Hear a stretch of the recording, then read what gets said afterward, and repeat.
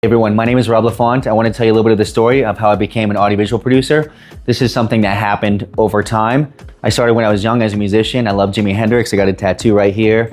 And I learned music like rock, Nirvana, all that stuff was coming out. I grew up on hip hop as well, but I kind of mixed and infused everything. All the bands from the 70s I really liked, and then all the grunge stuff that was coming out at the time when I grew up. And then I got into like jam band music and psychedelic music. I started building studios with a friend of mine who's actually, he knew a lot more about it than I did. We had a band and we wanted to record in a studio.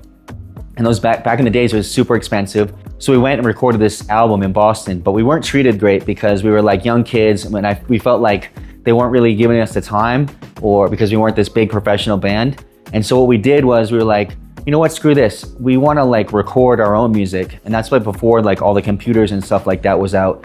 So my friend bought a console from Guitar Center. We recorded an album and then we returned it within 30 days. Did nothing bad to it. You know, we tried to take care of the console and then returned it.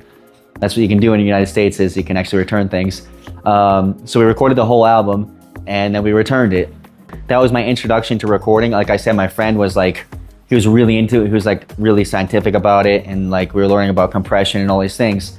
So my background started as an audio producer. I was recording and then we started getting into building computers and recording with that. We had this guy who was like a Chinese computer manufacturer, and he would make computers for us in Boston. And so I had my little home studio and I started to record, and then people started listening to my recordings and they were like, wow, it sounds good. I want to sound like you do on your songs. And I was just like recording, doing all the different instruments, drums, overdubbing stuff. So I started recording folk musicians, friends of mine, and things like that. My friend's father. Then I went to college and I recorded all the bands in college. And I transferred college. I originally went to this hippie school and I recorded everyone in my dorm. And people used to pay me in like pizza and beer. And then as I got better, I would say, hey, you have to actually give me some cash for this, you know? And so people started paying me. I had my dorm room in Vermont at Goddard College. It's where the band Fish went to college.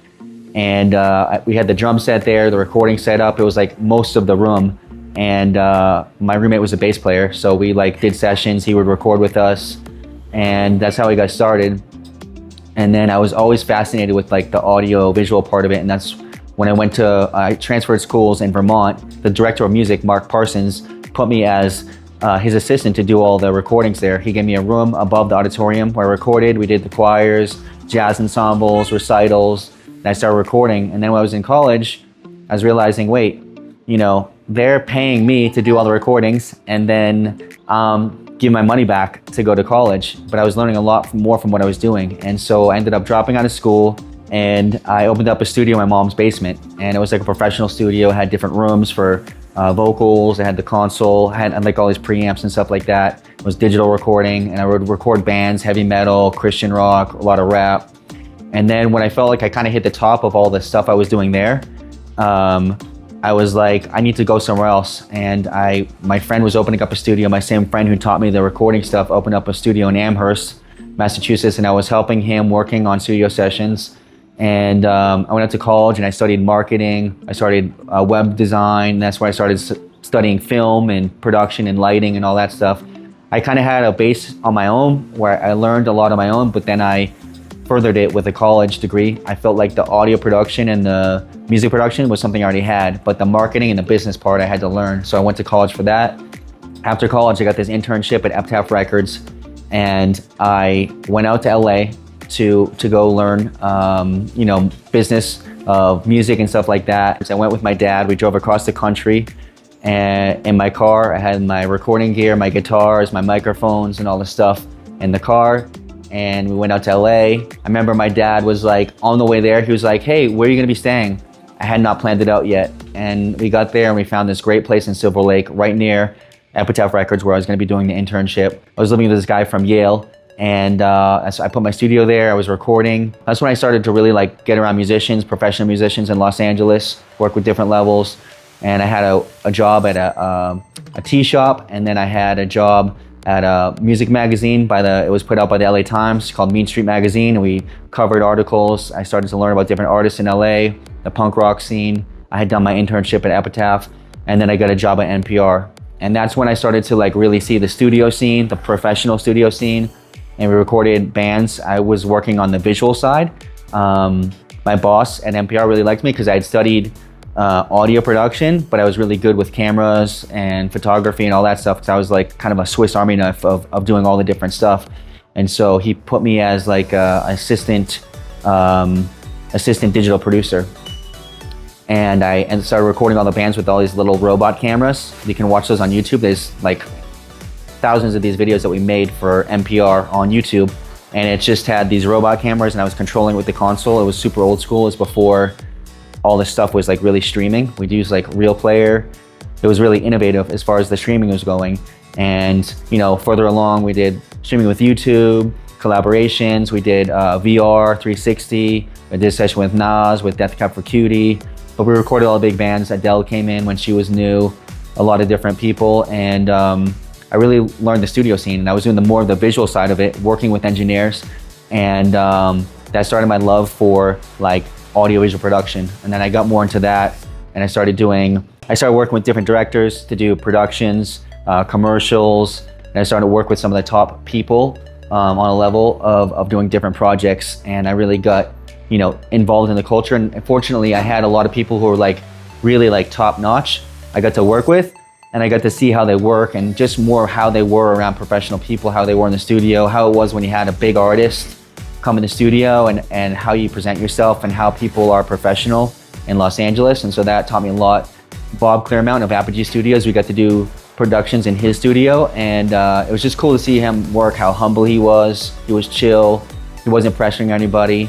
He was like a big name, but he was also just like super humble, and I really liked that. So something I tried to take with me is that like you don't have to like have this attitude. If you know a lot of stuff, you can like learn from people and have a humble attitude with it. So that's really important. That's something I brought along, and I continued. And now I went out to, you know, after working in LA for 11 years, I feel like I got a little bit burnt out on that industry, and I came traveling around to Medellin.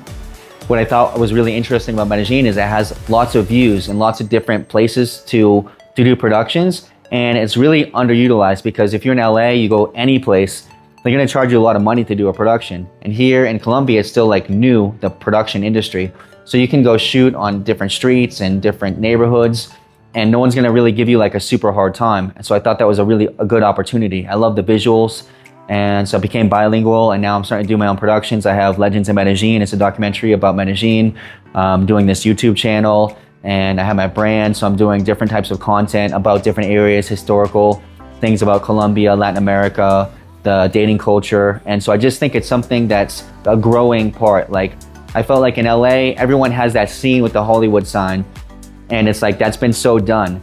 I feel like Medellin, you can shoot things and it's gonna be like done for the first time, or it's really like new. You can bring something to the bigger part of the population, or you can bring something to pop culture or the larger world, and it's something that hadn't been done before. Like everything in LA has been shot. So like now I feel like Medellin has a lot of opportunity to do different productions. So now I'm here doing productions.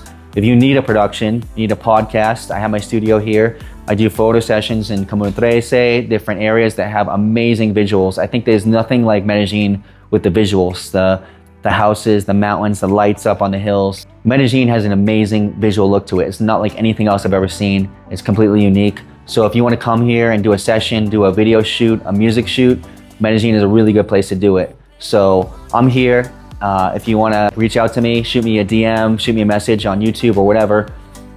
Come make a video with me. Come make a podcast, do a creative production. I've done recordings in a cabin out in a town outside of Medellin with an artist. I've done lots of different projects. So it's an opportunity to have access to like really top quality musicians or productions or cameras or stuff for social media. If you need stuff for your Instagram, you can get it at like way less of the cost here than you can in the United States or somewhere else, where you're gonna get this top production, but you're gonna get it in a place where it's like the costs are a lot cheaper. So I'm offering those services. I have access to top musicians. We can do those types of productions here. We could shoot music videos. We could do podcasts. So, you know, if you have an opportunity, you want to do a creative project, get out of where you are. Like say you're living in the United States or somewhere and you want to like leave somewhere and have a creative project, Medellin is a great place to do it, or one of the surrounding areas I have access to. And you can get away from your comfort zone or where you're normally used to, and we can make a production or something different than you're normally used to doing, and maybe something extra creative will come out of that. So I want to invite people to come work with me in Medellin. It's something that can be really cool, and I'm offering this service. My name is Rob LaFond. I'm an audiovisual producer based out of Medellin, Colombia. Thanks for joining me. If you enjoyed this video, hit like, subscribe, leave a comment, and stay tuned for more epic adventures. See you in the next one.